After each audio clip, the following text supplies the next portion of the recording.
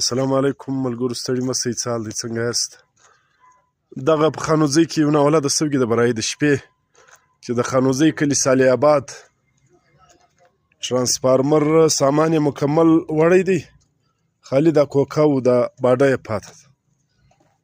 نو یقیني طور پر دا د پریشانۍ خبره ده، ولې دا د خانوزۍ د کلي د صالح آباد د کلي په میان کې د ګرلز میډل سکول وشاته دغه ټرانسفارمر ته ویني خالي، دغه باډۍ کوکه یې پاته ده، نور یې ټرانسفارمر مکمل وړی دی. دا مصروف روډ دی، دا د شپې هم دلته شیان ترجي راترجي. نو دغه زموږ د خانوزۍ تره د پرامنې علاقې د مصروف کلي سینه له مخه وتلی دی، ښه د لارې له څنګه سره په طبیعت یې دا دغه راکښته کړي دي. نو دغه زموږ صورتحال دی، ته وینئ.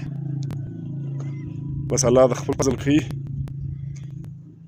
دغه غله چې دي هر څوک چې دي، یا خو زموږ ځایي غله دي، ولې دونه زړور کار پردی مهاجر بل څوک نشي کولی، یا که پردي ستا زموږ سهولتکاره دي، ولې پردی دونه قدر زړور نشي کېدلی. دا ټرانسفارمر سامان دی، دا یې ښه په تسلي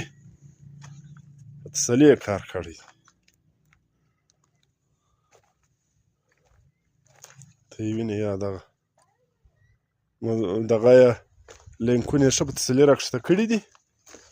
بیا د دغه ټرانسفارمر مکمل کویلونه دي او د دغه تارس دي قیمتي، دا یې زنګ شلی دی. دا د ګرلز میډل سکول صالح آباد دغه یې کمبد،